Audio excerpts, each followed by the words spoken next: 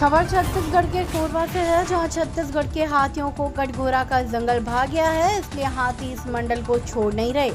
वर्षों से पहले हाथियों का प्रवास होता था, जहां हाथी यहां आकर विचरण कर पड़ोसी राज्यों में चले जाते थे। लेकिन अब की स्थिति में हाथी यहां डेरा जमा लिए हैं। वहीं वन विभाग हाथियों को खदेड़ पाने में नाकाम साबित हो रहा है। कटघोरा जंगल हाथियों को बेहद पसंद आ रहा है। कुछ समय पहले तक कटघोरा वन मंडल के इलाकों में हाथी प्रवास करते थे और पड़ोसी राज्यों से आकर वापस लौट जाते थे। लेकिन अब यही हाथियों के लिए एक तरह का स्थायी निवास बन गया है।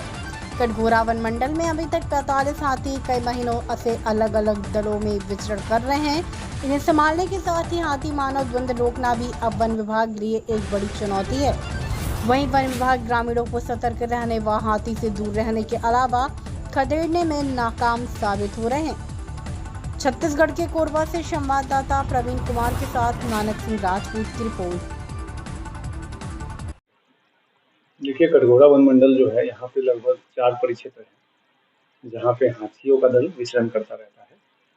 और वन विभाग के द्वारा जो है नियमित रूप से जहाँ जहाँ हाथी विचरण करता है वहाँ पे मुनादी किया जाता है। गांव वालों को समझाइश दिया जाता है कि हाथी जब आते हैं तो किस प्रकार से आपको व्यवहार करना है, हाथी से दूरी बना के रखनी है।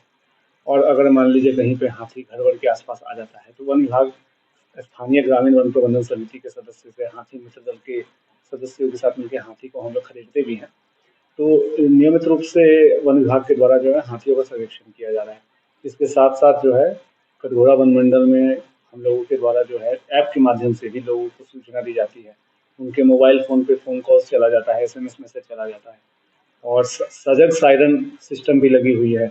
लगभग 81 स्थलों पे ऐसे लगे हुए हैं सिस्टम, जहाँ पे हम लोग को ऐप के माध्यम से ग्रामीण सूचना देते हैं कि यहाँ पे हाथी का विचरण हो रहा है। जैसे ही मैसेज आता है तो हम लोग एक्टिवेट कर देते हैं तो सायरन बजने लगता है। तो आस-पास में जितने भी लोग जो वन क्षेत्र की तरफ गए रहते हैं या उनको पता नहीं रहता कि हाथी आया हुआ है, तो उनको तुरंत सूचना चली जाती है। तो यह एक नियमित प्रक्रिया है जिसके अंतर्गत हम लोग हाथी का पल-पल की जानकारी गाँव वालों को देते हैं।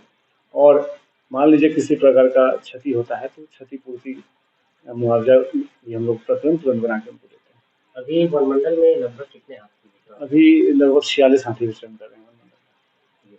सर, मुख्य वजह क्या रहती है? क्योंकि इससे अगर कुछ वर्ष की बात करें, कुछ वर्ष पहले की बात करें, तो इतनी बहुतायत हाथी यहाँ रुक नहीं रही थी, क्योंकि पड़ोसी राज्यों से हाथी तो आते थे, लेकिन वो प्रवास करके चले जाते थे।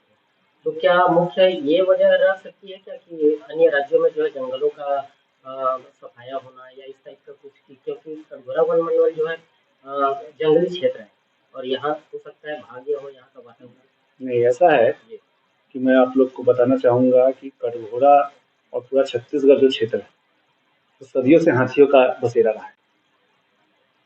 अगर आप पुरानी पुस्तकें पढ़ेंगे, गैजेटियर पढ़ेंगे, तो उसमें स्पष्ट उल्लेख किया गया है कि मातिन का एरिया है, लाफागढ़ का एरिया है। इन सब एरिया में 100 सैकड़ों की संख्या में हाथी रहते थे। तो निश्चित रूप से हाथी की संख्या यहाँ पे पहले भी थी और आज भी है। हाथी जो है वो एक स्वतंत्र विचरण करने वाला वन्य प्राणी है और एक प्रकार का प्रकृति है।